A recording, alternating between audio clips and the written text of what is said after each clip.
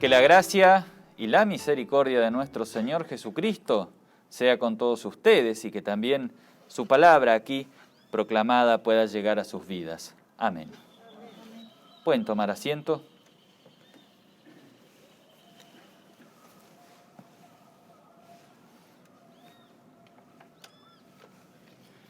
El Evangelio del día de hoy es algo extenso y podríamos dividirlo en dos secciones, dos partes. La primera parte de la lectura pública que hace Jesús del propio texto del Antiguo Testamento, en donde Él se levanta, se para ante la congregación y lee. Y la otra parte, la reacción negativa de la gente a las palabras que Jesús dice cuando habla acerca de cómo Dios extenderá su reino fuera de los territorios y límites de Israel. Nosotros nos vamos a centrar en la primera parte, en la lectura pública que hizo el Señor Jesucristo del texto de Isaías. Jesús, antes de esto, había sido bautizado y también había sido llevado al desierto y probado por Satanás durante 40 días allí. Y había comenzado su ministerio. El evangelista Lucas, en el capítulo 4, comienza a hablar de los inicios del ministerio de Jesús y describe que Jesús, bajo el poder del Espíritu, fue extendiendo su fama por toda la zona. Recordemos, la primera señal que Jesús había hecho era la de convertir el agua en vino, allí en las bodas de Caná, en donde ya se encontraba Él con sus discípulos. Y luego el versículo 15 de Lucas describe brevemente los inicios del ministerio de Jesús de la siguiente manera: y enseñaba en las sinagogas de ellos, y era glorificado por todos. La fama de Jesús no viene tan solo por las señales y milagros que hacía, sino, y su trabajo también, su ministerio público. O sea, Jesús no debemos verlo como un milagrero o como que solo hacía señales, sino que los evangelistas describen claramente de que Él era también glorificado y alabado por la gente por las enseñanzas que Él transmitía, porque Él iba a las sinagogas. Las sinagogas, aparte del lugar de la lectura pública, eran también las escuelas judías, en donde se aprendía acerca de la palabra de Dios. En medio de esta repentina popularidad del Señor, Él regresa a su ciudad o su pueblo, o aldea, mejor dicho, porque era algo muy pequeño. Nazaret era de unos pocos habitantes. Y allí, dice el texto, como era su costumbre, eso significa de que con José, María, siempre iban a la sinagoga, fue también, llegado el sábado. Y en aquella ocasión pasó a leer adelante el rollo, porque no existían libros como existen hoy. Las escrituras estaban guardadas en pergaminos. Entonces, la porción propia asignada para aquel día, así como hoy hay textos asignados, también en aquel entonces, era justo la lectura del Antiguo Testamento, del profeta Isaías, capítulo 62, versículos 1 y 2. El texto que pasó a leer el Señor dice así: y se le dio el libro del profeta Isaías, y habiendo abierto el libro, halló el lugar donde está escrito: el Espíritu del Señor está sobre mí, por cuanto me ha ungido para dar buenas nuevas a los pobres, me ha enviado a sanar a los quebrantados de corazón, a pregonar libertad a los cautivos y vista a los ciegos, y a poner en libertad los oprimidos, y a predicar el año agradable del Señor. Este texto del Antiguo Testamento, o la lectura que hizo Jesús, es por cierto un espejo para nosotros. ¿Por qué? Porque nos muestra quiénes somos nosotros y quién es Jesús. Jesús afirmó primeramente, y luego de leer esto, Él dijo, hoy esta escritura se ha cumplido delante de ustedes. O sea, Jesús estaba allí leyendo algo profetizado acerca de él y dice, bueno, esto es lo que está profetizado. A partir de hoy se comienza a cumplir.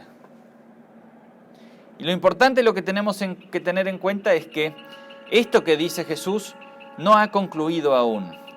Esta profecía sigue cumpliéndose hoy en día todavía.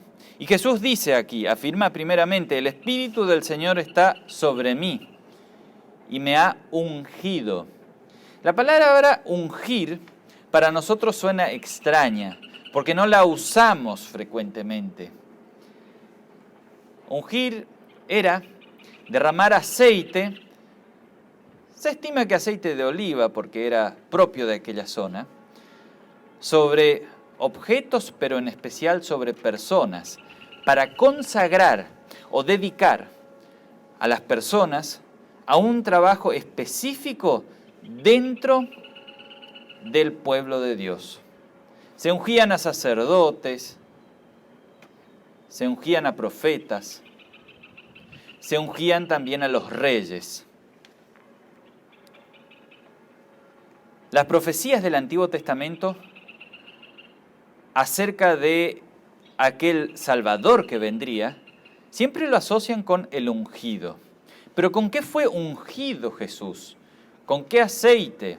No, Jesús no fue ungido con ningún aceite, sino que fue ungido por el mismo Espíritu Santo desde la eternidad. Jesús es ese ungido que ha venido a cumplir esta profecía. Y ungido por el Espíritu, Él vino a dar buenas noticias a los pobres.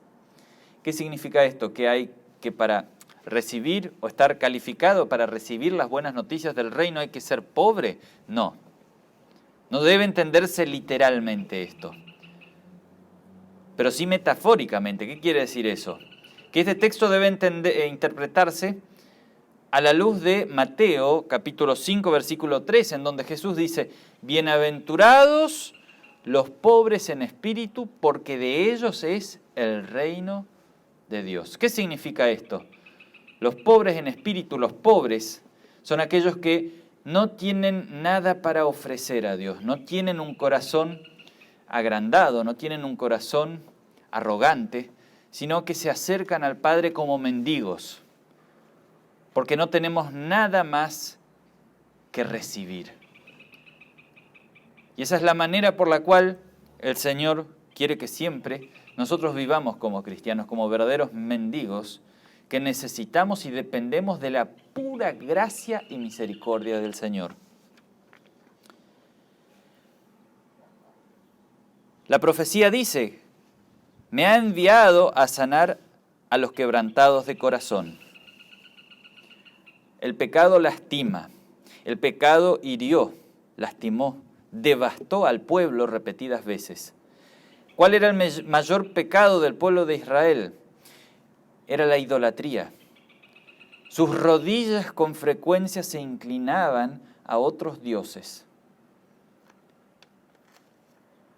como también las nuestras. El pecado daña, lastima, quebranta el corazón. Y eso no es metafórico, eso es literal. Porque ¿cuántas veces alguien con sus actitudes nos ha roto el corazón? ¿Cuántas veces nosotros con nuestras actitudes y palabras rompimos corazones? Cristo vino a sanar, a curar los corazones lastimados y dolidos por el pecado. Cristo también afirma, el Espíritu Santo me ha ungido a pregonar libertad a los cautivos. Jesús no vino a liberar al pueblo del dominio romano, sino que vino a liberar a los cautivos del diablo y de la muerte. Y eso si uno sigue leyendo, y lo vamos a ir viendo en los próximos sermones, porque los sermones o los cultos próximos tratan sobre el Evangelio de Lucas, y vamos a ver cómo esta profecía se cumple. en donde Cristo libra a personas del dominio del pecado y del poder del diablo. Cristo dice también, el Espíritu Santo me ha ungido para devolverle la vista a los ciegos. Y esto debe entenderse literalmente, pero también de manera figurada. Cristo le devolvió la vista a muchos ciegos, pero por sobre todo abrió los ojos a mucha gente que no podía conocer y ver a Dios. Y eso aún Dios sigue haciendo hoy todavía. Cristo libera a la humanidad de las oscuridades del pecado y les muestra la luz, el verdadero camino de la palabra de Dios. Como leíamos hoy en el Salmo 19, el Salmo 19 grafica cómo la palabra de Dios es preciosa, valiosa, que encamina y corrige a los hijos por el camino de la vida. Jesús afirma que fue ungido para poner en libertad a los oprimidos. Oprimidos. ¿Qué es la opresión? Uno lo puede asociar con esta imagen que uno ve a veces, o las instrucciones, oprima el botón. ¿Qué quiere decir oprima el botón? Oprimir significa estar apretado y presionado. No sé si tan perseguido, pero es tener... Y una palabra que tiene que ver con opresión es la palabra angustia. Porque cuando uno está angustiado, uno está oprimido, uno siente que el pecho se le cierra. Jesús vino a liberar a aquellos que están oprimidos o a librarnos a nosotros de nuestra opresión. Y finalmente Jesús dice, he sido ungido para pregonar o predicar el año agradable del Señor. El año agradable del Señor. Eso es una referencia al jubileo. El jubileo es algo que aparece en el Antiguo Testamento, que eran las instrucciones de Dios, cómo manejarse con las tierras y en general también con las propiedades. A cada 50 años venía el jubileo, que era también conocido como el año sabático, en donde no se debía trabajar las tierras, sino vivir de lo que se tenía y de lo que salía de la propia tierra. También era el año en donde las propiedades volvían a las familias originales. Cuando por ahí se negociaban terrenos, se negociaban hasta el año del jubileo. Ahí volvía todo a la familia original. Para que no se pierdan las tierras, porque las tierras, ¿quién se las dio? No se las ganaron ellos, los judíos. Se las dio el Señor. El jubileo también era el año en el cual los esclavos eran liberados. Y Jesús dice, vengo a proclamar o traer nuevamente el jubileo, porque desde que los babilonios secuestraron o tomaron Jerusalén, nunca más volvieron a celebrar el jubileo. Y Jesús dice, vengo a pregonar el jubileo nuevamente. Y estamos todavía nosotros bajo el jubileo. No se agota más. Y ya no es a cada tanto, sino siempre, porque Cristo sigue liberándonos de la esclavitud. Sigue liberando a las personas del pecado. Vivimos en el jubileo del Señor. Y Jesús luego de leer dice, bueno, hoy se ha cumplido esta escritura ante sus ojos. Y la gente se quedó maravillada de estas palabras que oía del Señor. Palabras profetizadas 400 años antes y que se cumplían aquel día. Dios es fiel, Dios cumple sus promesas. Y a partir de allí, esta palabra sigue cumpliéndose hasta nuestros días y principalmente en el día de hoy. Y Jesús no solo vino a los habitantes de su aldea de Nazaret, no solo vino al pueblo de Dios, sino como Él bien profetiza aquí, Él es enviado a todo el mundo, fuera de las fronteras de Israel y también a nosotros. El gran problema es que esta profecía no tiene ningún sentido si nosotros nos mantenemos en con esta idea de la autosuficiencia. Esta idea de que no necesitamos un Salvador. Porque, ¿qué sentido tiene un Salvador si yo no me considero perdido? ¿Qué sentido tiene un libertador si yo no me considero en una cárcel o esclavo? Dios nos llama a reconocer nuestra situación. Por eso este pasaje, primeramente, es un verdadero espejo sobre quiénes somos nosotros por nosotros mismos. Dios nos llama a mirarnos a nosotros y reconocer primeramente nuestra pobreza de espíritu. Dios quiere que reconozcas tu corazón quebrantado. Dios quiere que reconozcas tus cadenas y aquellas cosas que te oprimen y no te dejan vivir. Dios te llama a reconocer tu ceguera espiritual, tu idolatría. Y aquellos que reconocen sus pecados y son conscientes, a ellos Cristo es la verdadera solución. Cristo es el que trae verdaderas buenas noticias a los pobres y miserables pecadores porque nos da el perdón. Cristo, a los de corazón roto, viene a sanarlos y curar sus heridas. A aquellos prisioneros y oprimidos por el pecado, Cristo viene a librarnos. Y aquellos que andan en caminos oscuros de pecado, el Señor viene a devolverte la vista para que veas el camino de la salvación. Dios te llama a que vuelvas a sus caminos. Y Él sigue librándote hoy. Porque el diablo no descansa. Los viejos enemigos nuestros no descansan porque quieren volver a atraparnos para sí. Pero Cristo sigue viniendo constantemente a liberarnos y salvarnos. Por eso podemos afirmar que Dios me ha redimido a mí, hombre perdido y condenado. Me ha rescatado y ganado de todos los pecados de la muerte y del poder del diablo, no con oro o con plata, sino con su santa y preciosa sangre y con su inocente pasión y muerte, para que yo sea suyo y viva bajo él en su reino y le sirva en eterna justicia. Esto es verdaderamente fabuloso. Es difícil comprender la magnitud de la liberación de Cristo hoy en día, en donde ya no existe la esclavitud. En Argentina la esclavitud fue abolida en el año 1813. Fueron las primeras cosas que hizo nuestra nación. Y ya nuestros padres, posiblemente nuestros abuelos también, hayan sido criados sin esta idea. Pero ser esclavo no era ser considerado alguien, sino algo. Ser esclavo era ser considerado simplemente mano de obra. Y podríamos ser vendidos como un objeto hacia otro.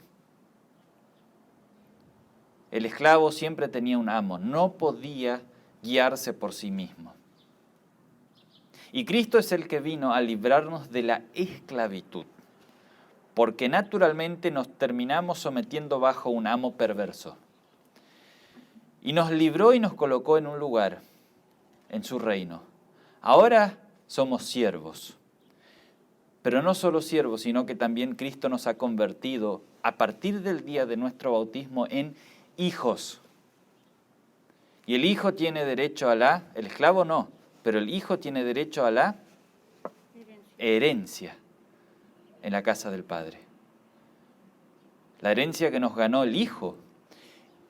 Y sí, nos tuvo que comprar de estos amos malos. Nos compró, como decíamos hace un rato, no con oro o plata, sino lo pagó con su propia sangre. Y hoy somos de Él. Y eso es lo mejor que nos pudo y nos puede pasar en la vida. Ser rescatados y salvados por nuestro Señor. Dios nos asista también a maravillarnos de las obras de nuestro Señor, así como aquella congregación en Nazaret. Y Dios nos libre de escandalizarnos por su misericordia infinita que llega a todos por igual. Así sea. Amén.